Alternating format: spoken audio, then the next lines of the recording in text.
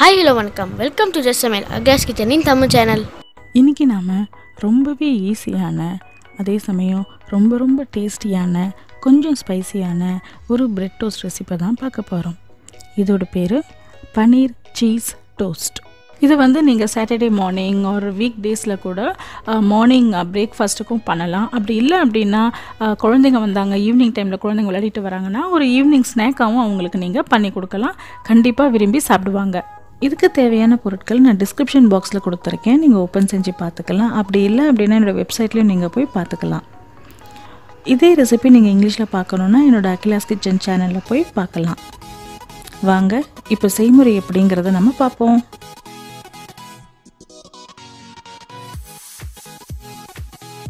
இதுக்காக நாம் ஃபஸ்ட்டு பன்னீர் மசாலா மாதிரி கொஞ்சம் பண்ணணும். ஸோ அந்த பன்னீர் மசாலா பண்ணுறதுக்காக நான் ஒரு பேனில் 1லேருந்து ஒரு 1.5 டேபிள் ஸ்பூன் எண்ணெய் எடுத்துட்டுருக்கேன். நான் நல்லெண்ணெய் எடுத்துட்டுருக்கேன். நீங்கள் ஏதாவது சன்ஃப்ளவர் ஆயில் இல்லை நார்மல் குக்கிங் ஆயில் கூட நீங்கள் எடுத்துக்கலாம். ஸோ அது கூட ஒரு 1/2 டீஸ்பூனுக்கு ஜீரகம் சேர்த்து ஸ்லைட்டாக வறுக்கணும். ஸோ ஜீரகத்தை கூட நாம் ஒரு பச்சை மிளகாயும் ஆட் பண்ணிக்கலாம். ஸோ பச்சை மிளகா குழந்தைங்களுக்கு காரம் இருக்கும் அப்படின்னா நீங்கள் பச்சை மிளகாவை அவாய்ட் பண்ணலாம், ஒன்றும் பிரச்சனை கிடையாது. ஸோ நான் ஒரே ஒரு பச்சை மிளகா மட்டும் சேர்த்துருக்கேன். ஸோ அதை ஸ்லைட்டாக ஃப்ரை பண்ணிக்கிட்டு அது கூடவே ஒரு மீடியம் சைஸு வெங்காயத்தை நல்ல பொடிசாக கட் பண்ணி எடுத்து அதையும் சேர்த்துக்கிறேன். சேர்த்து வெங்காயம் ஓரளவு நல்லா வதங்குற வரைக்கும் நம்ம நல்லா வதக்கிக்கலாம். இப்போ வெங்காயம் ஓரளவுக்கு வதங்கிடுச்சு. இப்போ நம்ம அதில் 1/2 டீஸ்பூன் இஞ்சி, அப்புறம் 1/2 டீஸ்பூன் பூண்டு விழுது. ஸோ இது ரெண்டுத்தையும் சேர்த்து இஞ்சி பூண்டு வாசம் போகிற வரைக்கும் நல்லா வதக்கிக்கலாம். இப்போ பார்த்தீங்கன்னா உங்களுக்கு தெரியும், வெங்காயம் ஓரளவு நல்லாவே வதங்கிடுச்சு. இப்போ நாம் ஒரு மீடியம் சைஸ் தக்காளி எடுத்துட்டுருக்கேன். ஸோ அதை நான் அதையும் நல்லா பொடிசாக கட் பண்ணி அதையும் நம்ம இது கூட சேர்த்து தக்காளி சாஃப்டாக ஆகிற வரைக்கும் நல்லா வதக்கிக்கலாம். ஸோ தக்காளி ஓரளவு நல்லா சாஃப்ட் ஆகிடுச்சு. இப்போ இது கூட நாம் 1/4 டீஸ்பூன் மஞ்சள் தூள், 1/2 டீஸ்பூன் மிளகாய் தூள், அப்புறம் தேவைக்கான அளவு உப்பு எல்லாத்தையுமா சேர்த்து நல்லா கிளறி விட்டுக்கலாம். ஸோ இப்போ பார்த்திங்கன்னா நல்லா கிளறியாச்சு. இப்போ இது கூட நம்ம ஒரு 3/4 கப்லேருந்து 1 கப்புக்கு நல்ல உதிரியாக நான் பன்னீர் எடுத்து வச்சுருக்கேன். அதாவது க்ரம்பிள்டு பன்னீர் அப்படின்னு சொல்லிட்டு சொல்லுவாங்க. ஸோ அதை நான் இது கூட சேர்த்துக்கிறேன். இப்போ ஆக்சுவலாக நான் ஒரு 2 பேருக்கு மட்டும்தான் நான் பண்ண போகிறேன். ஒரு 4 பிரெட் சைஸ் இல்லை 5 பிரெட் ஸ்லைசஸுக்கு இந்த டோஸ்ட்டு பண்ணலாம். அதனால் நான் ஒரே 1 கப்பு பன்னீர் தான் நான் எடுத்துட்டுருக்கேன். ஸோ உங்களுக்கு வேண்டும்னா நீங்கள் உங்களோட இன்க்ரீடியன்ஸ் அளவு கூட்டிக்கலாம். உங்களுக்கு நிறைய பேருக்கு பண்ணணும், அந்த மாதிரி கூட்டி செஞ்சுக்கலாம். இப்போ ஒரு 1/4 டீஸ்பூனுக்கு கரம் மசாலாவும், அப்புறம் கொஞ்சமாக அந்த மேத்தி லீவ்ஸ், அதாவது ட்ரைடு ஃபெனுக்ரிக் லீவ்ஸ்னு சொல்லுவாங்க இல்லைங்களா, கசூரி மேத்தின்னு சொல்லிட்டு. ஸோ அதை நான் இந்த மாதிரி நசுக்கி ஆட் பண்ணிக்கிறேன். ஆட் பண்ணி அதையும் கொஞ்சம் நல்லா கிளறி விட்டுக்கிறேன். ஸோ இப்போ பார்த்தீங்கன்னா எல்லாமே நல்லா குக் ஆகிடுச்சு. நல்ல வாசமும் எனக்கு இங்கே வருது. ஸோ நல்லா குக் ஆகிடுச்சு. இதை தனியாக ஒரு பவுல் எடுத்து நாம் இப்போ வச்சுக்கலாம். உங்களுக்கு வேணும் அப்படின்னா கொஞ்சமாக கொத்தமல்லி தழையை கூட இதில் சேர்த்துக்கலாம். நான் என்கிட்ட இல்லை, அதனால் நான் சேர்க்கலை. ஸோ உங்களுக்கு வேணும்னா நீங்கள் சேர்த்துக்கலாம். சேர்த்துக்கிட்டு நான் இந்த மாதிரி ஒரு பவுலில் தனியாக எடுத்து வச்சுக்கோங்க. கொஞ்சம் ஆறட்டும். இப்போ நம்ம ப்ரெட்டை ப்ரிப்பேர் பண்ணிடலாம். இப்போ ப்ரெட்டு ப்ரிப்பேர் பண்ணுறதுக்காக நான் கொஞ்சமாக பட்டர் சேர்த்துக்கிறேன். ஸோ உங்களுக்கு பட்டர் வேண்டாம் அப்படின்னா நீங்கள் நார்மல் ஆயிலில் கூட பண்ணலாம். நான் இப்போ பட்டர் கொஞ்சமாக சேர்த்து பண்ண போகிறேன்.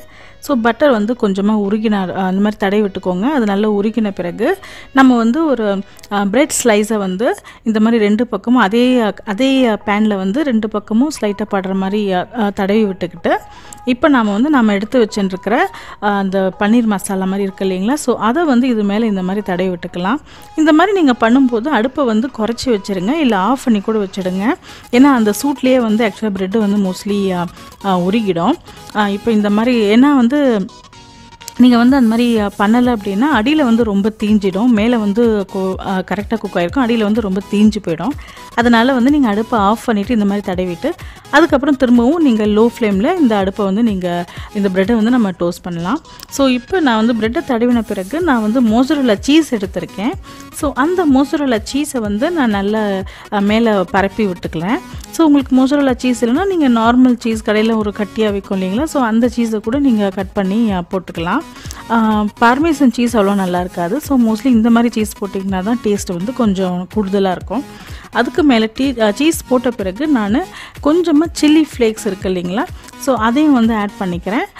ஆட் பண்ணிவிட்டு கடாயை வந்து இந்த மாதிரி ஒரு மூடி போட்டு நல்ல மூடி வச்சுட்டு ஓரளவு அந்த சீஸ் உருகுதான்னு உங்களுக்கு பார்க்க முடியும். ஸோ உருகிற அளவுக்கு நீங்கள் இந்த மாதிரி மூடி போட்டு டோஸ்ட் பண்ணி எடுத்துக்கலாம். ஸோ பாருங்கள், சீஸும் எவ்வளோ அழகாக உருகி இருக்குது. சூப்பராக பிரெட் டோஸ்ட் வந்து இப்போ ரெடி ஆகிடுது. இதை வந்து நாம் இப்போ ஒரு பிளேட்டில் போட்டு பரிமாறலாம். இது வந்து நான் என்னோடய 2வது ப்ரெட்டு, ஸோ அதையும் நான் இதே மாதிரி வச்சு எடுத்துக்கிறேன். ஸோ சூப்பராக வந்திருக்கு பாருங்கள், அப்படியே நல்ல சூடாகவும் இருக்குது, வாசமாகவும் நல்லா இருக்குது. ஸோ இந்த மாதிரி நீங்கள் வந்து ஒரு பிளேட்டில் போட்டு நீங்கள் பரிமாற வேண்டியது தான். இதுக்கு ஏதாவது டொமேட்டோ சாஸ் இல்லை சில்லி சாஸ் தொட்டுக்கிட்டு நீங்கள் சாப்பிடலாம். அவ்வளோதாங்க, நம்முடைய பன்னீர் சீஸ் டோஸ்ட்டு எவ்வளோ சீக்கிரமாக சுவையாகவும் ரெடி ஆகிடுதுன்னு பாருங்கள். ஸோ நீங்களும் இதை வீட்டில் செஞ்சு பாருங்கள். கண்டிப்பாக உங்கள் வீட்டில் இருக்கிறவங்க எல்லாருக்குமே இது ரொம்பவே பிடிக்கும். ஈஸியாகவும் செய்யலாம், அதே மாதிரி டேஸ்டியாகவும் இருக்கும். நீங்களும் இந்த ரெசிபியை செஞ்சு பாருங்கள். செஞ்சு பார்த்துட்டு எப்படி வந்ததுன்னு எனக்கு கமெண்ட் பண்ணுங்கள். இந்த வீடியோ உங்களுக்கு பிடிச்சிருந்ததுன்னா லைக் பண்ணுங்கள், ஷேர் பண்ணுங்கள் மற்றும் சப்ஸ்கிரைப் பண்ணுங்கள். அதே மாதிரி என்னுடைய வீடியோஸ் உங்களுக்கு நோட்டிஃபிகேஷன் வரணும் அப்படின்னா பெல் ஐக்கானை கிளிக் பண்ணிக்கோங்க. மீண்டும் வேறொரு புதிய வீடியோவுடன் உங்களை நான் சந்திக்கிறேன். அதுவரை வீடியோ பார்த்ததுக்கு மிக்க நன்றி.